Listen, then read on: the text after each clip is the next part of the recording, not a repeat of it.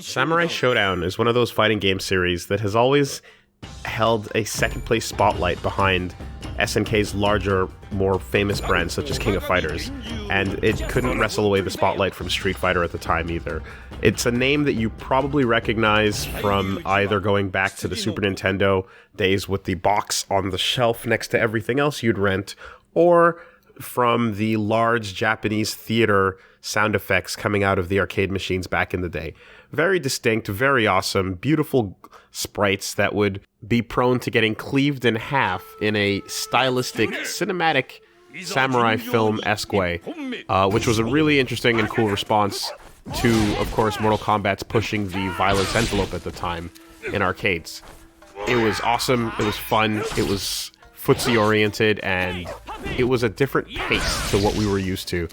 And it was definitely something that was always there. I always remember Samurai Showdown being popular around enough to still maintain its corner. It would always have a spot at the arcades.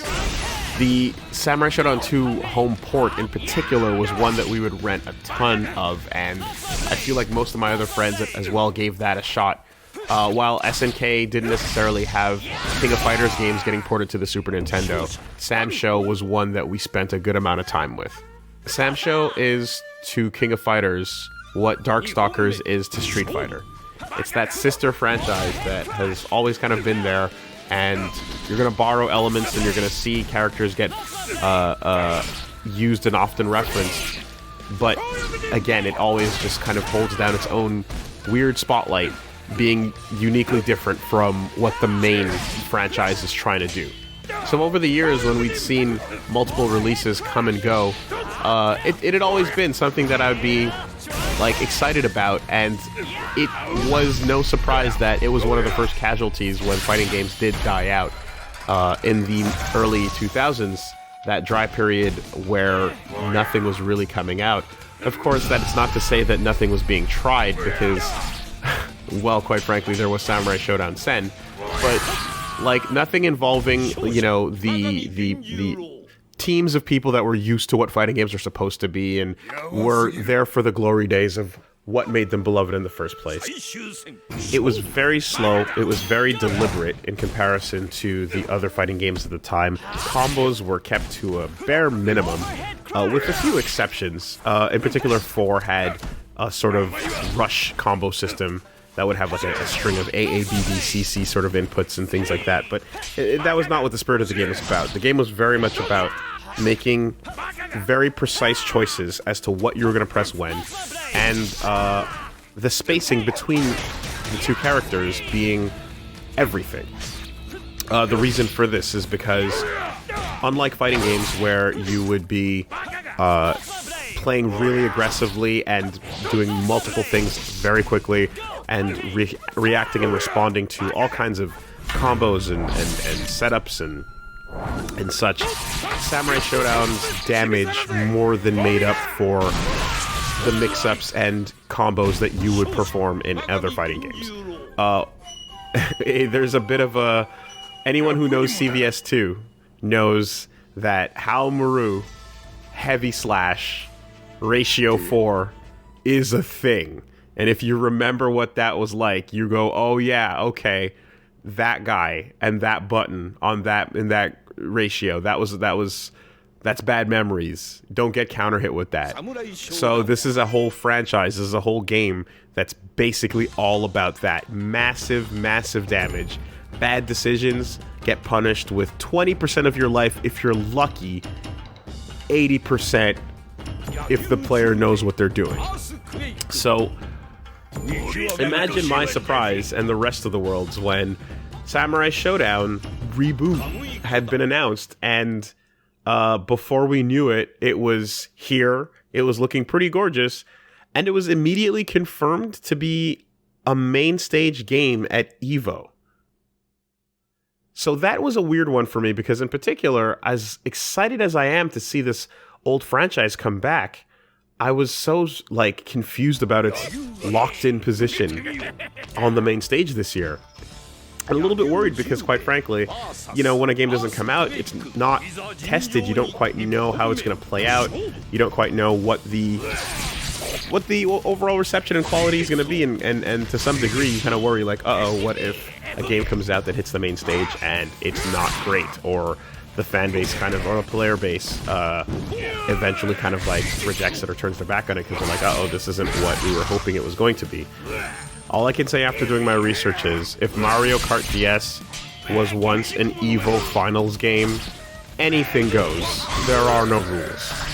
Fortunately, most of my concerns fell by the wayside once I got my hands on it at PAX East, because it turns out it's pretty good.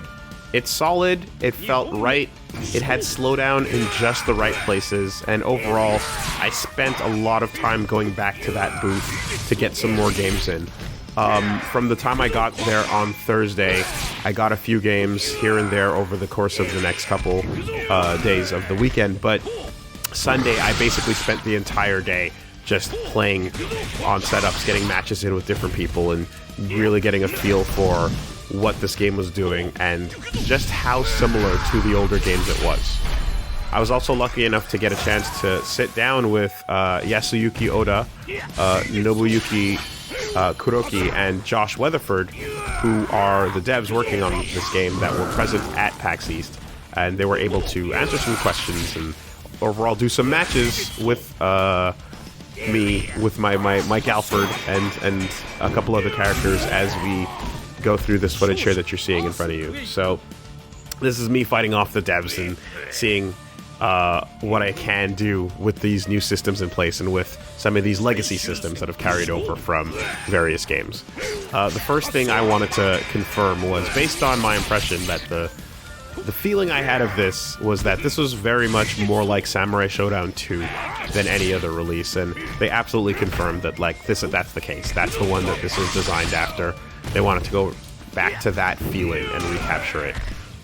That's really cool. There's definitely things that I enjoy and memories that I have of Samurai Showdown 4. That was where I spent probably most of my time, so I enjoy the shit out of having things like bust and slash modes for the characters and a couple of other things, but overall the Samurai Showdown 2-ness was very present. Again, I want to point out that there's moments right at the peak of Genjiro's anti-air, or after certain knockdowns, where the game slows down in that exact way that it used to, and it just feels right. It just feels like that same deliberate slow pace that Samurai Showdown always used to have. You know, and of course, I mean, it goes without saying these days, but thankfully, this is not a three-dimensional game. You know, Samurai Showdown at its best was never three-dimensional. There were 3D Samurai Showdown games, but the less said about them, generally, the better, for the most part. So this really captures the feeling of the older ones, despite, you know, having this new art style to it. The presentation they gave kind of broke down some of their art inspirations and how they really wanted this to look like traditional Japanese some of that woodblock style paintings, some of that like traditional ink brush art and things like that. And it shows. They did a really nice job with it. In particular, I'm happy with how much better this looks than KOF 14. I think the fact that Nakaruru can be used as a gauge, as she's in both games, is you can see how much better she is in this one in particular. And overall, it kind of brings to mind the fact that, like, Nakaruru is a character that, like Morrigan, in that exact way, has been seen over the years by many people as a guest in various games, and I think that might be the only reason why some people are aware of this game. I feel like, to some degree, like, if they didn't have Nakaruru or Haomaru kind of coming back from time to time, there'd be a completely forgotten era, or a group of people that completely never know about or never find out about Samurai Showdown, in the same way that they probably wouldn't have found out about Darkstalkers without Morrigan. So that's cool that, like, finally kind of, you know, it all comes to a head, and Nakaruru and Mamaha get their lead-up final return, and people can see the game that she came from. And in particular, like I said, this seems to be a proper return to form, and I'm a lot less concerned about its EVO quote-unquote viability. So in particular, some of the things I asked were, which game it served as inspiration, and then this was the I got the confirmation this was Samurai Showdown 2 is the basis. In general, I was able to also confirm that this has been in development for about 1.5 years, maybe 2 if you kind of want to stretch it a little bit, but they seem to kind of float somewhere between that figure. And in general, yes, a lot of SNK staff members did want to have this game return, and they did want to see a return to of the franchise after the huge gap, and then after Sen. This was just like the first time that it became a possibility. I'd like to think that the success of King of Fighters 14 in particular helped with that, and that kind of makes me feel a bit better about things, you know. I remember the initial change of direction with how SNK was going after KOF 13, with that being the most gorgeous 2D fighting game ever created. It was sad to know that it really, really hurt them financially, and the decision to kind of go back to KOF 14 with a, you know, not as tight 3D style eventually paid off by, 1, the game doing well enough for them, and 2, you know, them improving the way it looks over time. And yes, now, thanks to its success and such, we can look at the return of other franchises, and we can see them returning in a way that is much better than the treatment 14 had to get. Nonetheless, some of the things I was curious about was how they'd approach this franchise with like the way modern fighting games have been handling themselves.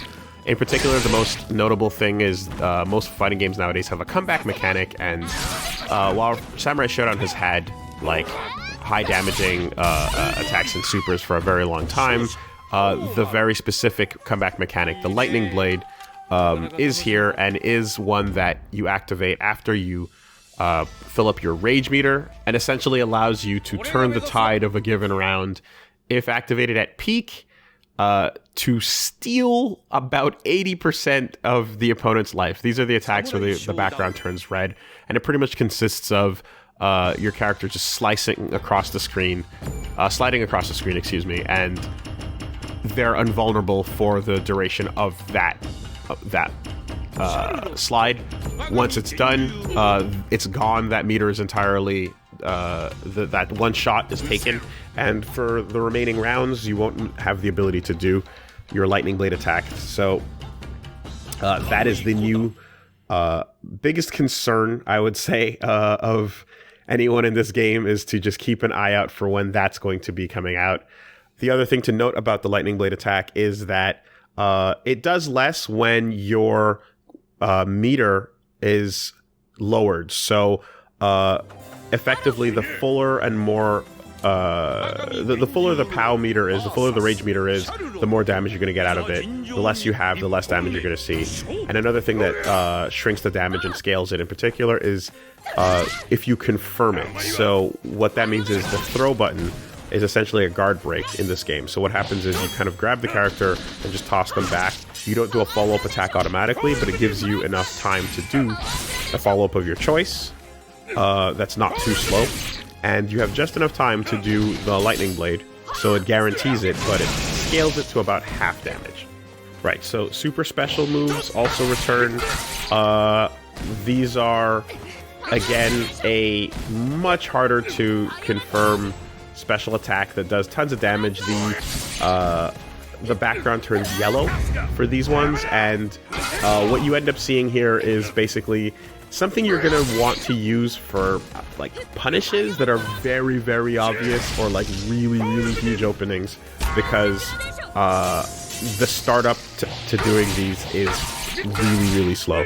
In particular, it's universal with every character by doing forward, half circle forward, and then the C and D buttons. So that's hard slash and kick at the same time.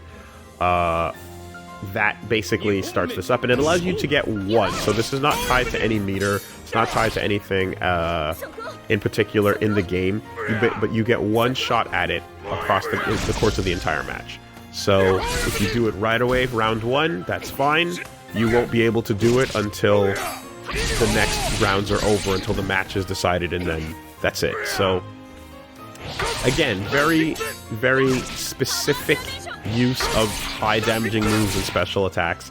Very, very precise, and I think the fact that the mechanics are you get one per match are also really just emphasizing that philosophy of precision and decision making are paramount more than they ever were in other fighting games.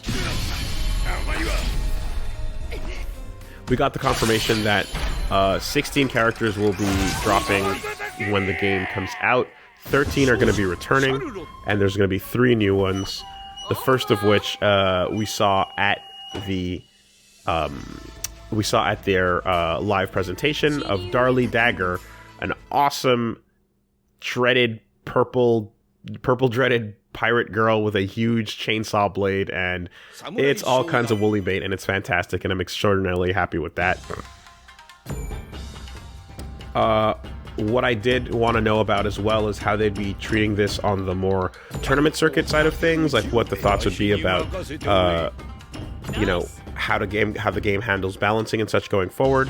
And what they were able to confirm was that for the most part, they were going to be looking at balance changes after major events. So they don't want to be in there too frequently. They don't want to let the game kind of like stay and you know, deal with any potential problems over an extended period of time. So they're going to be looking at possible balance changes and things like that after notable major events. Joking, of course, that actually, no, wait, we're going to just release the first game perfectly once, and that'll be it. One build. There was a bit of discussion about how QA in general works in this new age of no location testing, no arcade machines to give you feedback on. It is a bit trickier to just rely on a dedicated internal QA team that might not be as adept at fighting games, so they might not find particular things that you would find by having your game released out into the wild arcades. But again, with the advent of patches and updating and keeping their eyes on like how the meta is going to shape up and how people are going to be playing this in a competitive setting, they'll be paying attention to, you know, what needs balancing based on that. So they also, you know, the asked us, so hey, what are some of your favorites you'd like to see coming back? And I mean, like, for as much as we gloss over it, Samurai Shodown Sen did bring us Jay, the Afro Samurai, as well as Angelica, a very Casca-like entrance into the cast, which I don't have any beef with. I'm really happy to see the return of Shiki, characters that, you know, showed up in the non-mainline games that they basically went, no, but people like these characters enough, so Shiki came back. So that means I'd like to see, I wouldn't mind seeing some of those Sen characters come back. And in a more mainline sense, Tokugawa from 5 would be awesome. Kusare Gedo, the big red monster, would be super weird, and I don't think it would be practical, but I wouldn't mind seeing them give it a shot. And President Andrew Jackson, lest we forget, was also a character that deserves coming back as well. So there's some good old picks that they could get into if they wanted to really spot up this game's cast with a lot of fun characters in it. And it sounds like they're willing to, you know, like, despite the fact that each of these answers was more or less just greeted with nods and smiles, it sounded like they were very much like, yeah, we know who you're talking about. So that it'll be fun to see what this shapes up to be. Now, in terms of the gameplay, some of the things I noticed, in particular, were that the punishing nature of whiffing an attack or getting an attack blocked and deflected and getting punished for it are going to be very apparent, and it'll probably be the first thing you learn is after you take a big swing with your heavy attack and it gets blocked, you're going to be like, whoa, and then the opponent will have time to punish you for that. What can you do to bait out your opponent's attacks and be better effective at punishing them? Well, in particular, you've got your dodge ability, which, you know, is a feature that has been there that is handy for close quarters and for avoiding things like throws in the Samurai Shodown world. But what's also handy is quarter circle forward and dodge allows you to parry and completely deflect an attack coming at you.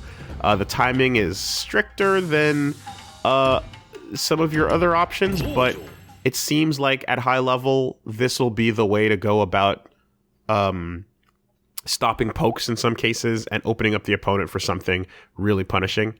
So that's baked in. I also noticed that running attacks is a thing where you can have quite a few characters have a running attack that with running A, they generally just do like a straightforward forward moving version of their light attack. Whereas if you do medium and heavy, medium will tend to do a guarantee, will do like a baked in low, and heavy will do a baked in overhead. So there's a bit of a running mix up with which button you press coming out of a dash. But you have to run for at least about half the screen before it starts to activate that. Otherwise, you don't get that special running normal. One of my favorite things to do back in the day with Galford was his replacement technique, the kawarimi, where you basically turn into a block of wood. And it looks like that is back. However, the input for it has been made way more difficult than it used to be, where essentially it used to just be like, I think pressing 3 buttons after getting hit with the right timing, and you do a replacement technique with Galford where he slashes and comes down from the back. Same thing for Hanzo. This time around, it's been put on half circle back, B and C, or half circle back, or rather not B and C, A and C. A and D or B and D. Sorry, excuse me. That's what it was. It was meant to be a sort of like complex motion. And when I asked about that, I was like, yeah. So what's with the change there? And they basically said, yeah, we don't want people to spam these options. We don't want them to be. We want them to be something that's a little bit tricky to do on purpose. So that was kind of the intent there. Something else I noticed is that the rage activation, the explosion that happens, is one that does knock you back, but it doesn't knock you back long enough for you to confirm into a lightning blade slash, but it will avoid an incoming lightning blade slash at you. So in our matches, there's a moment where Josh manages to use his rage burst and to basically avoid getting lightning bladed by me, and it was pretty cool. The other thing is there's another moment you'll see where the two lightning blades, when they clash with each other, they essentially lead to no one getting touched because you completely don't have a hurt box during the time frame when you're flying across the screen. So that was a very cool cinematic moment as well. Speaking of clashes, they are back. They do exist in the game. When two buttons of the same strength hit at the same time, you get into a mash battle. And unlike in previous games where mashing did nothing, this time around the mashing does work, and it seems like whoever presses the button more will actually disarm the other opponent. For those who are unfamiliar, disarming is also a mechanic in Samurai Shodown. So there's a couple of things that lead to this, and you can essentially get caught with your weapon down on the ground where you have to run and pick it up. Otherwise, you're kind of stuck with a very basic single set of normals for your character when you're unarmed. Usually one punch, no matter what strength you use, one aerial move, and one crouching attack. So you lose your weapon after losing a clash. You will lose your weapon if you get hit by a super secret move. That's the yellow background moves.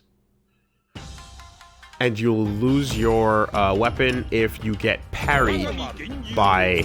if your heavy attack in particular gets parried by your opponent. So light and medium seem to just cause the...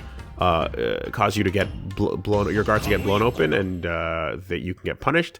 But if a heavy attack gets deflected, then your weapon is gone. So that's huge.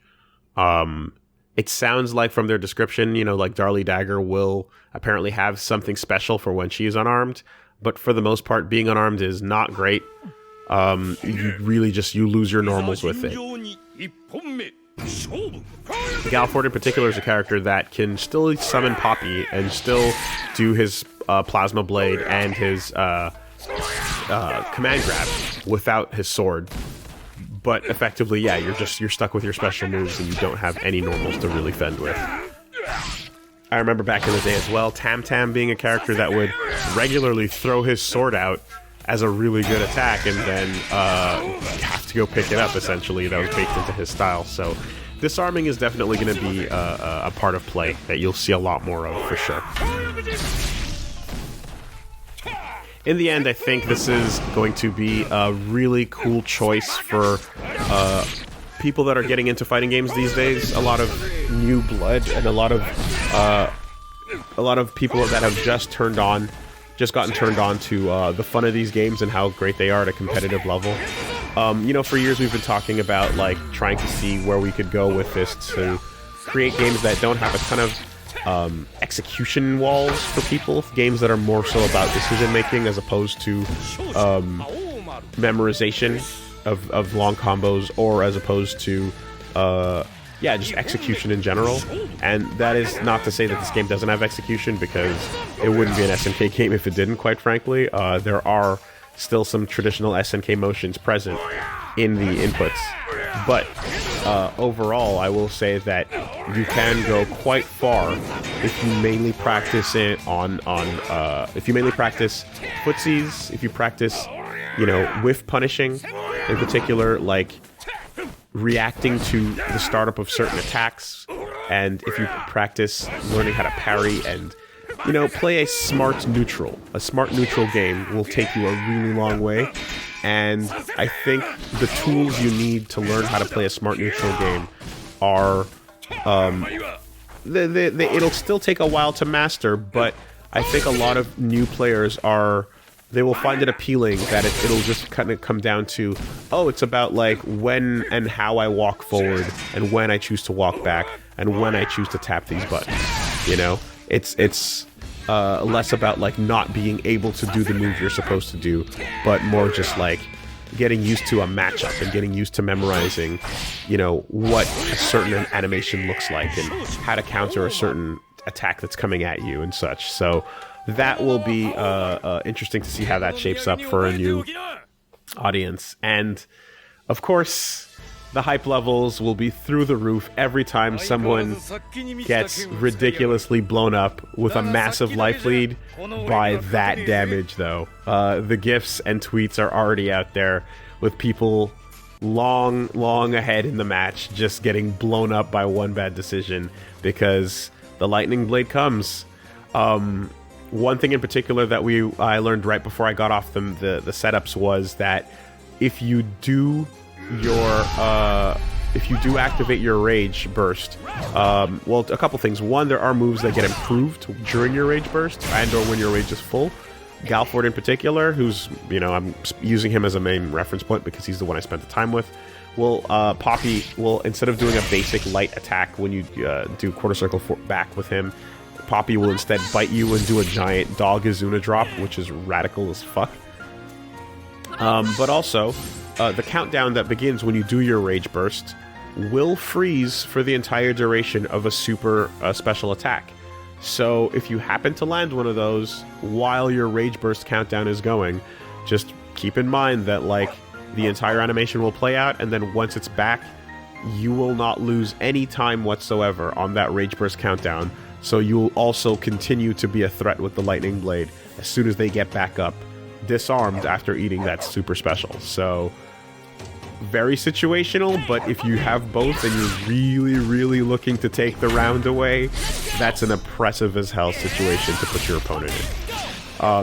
Really excited to see where this game goes. Felt really great. Hope you enjoyed these matches and this basic breakdown of my thoughts on the game. And yeah, expect to absolutely see more once this thing comes out.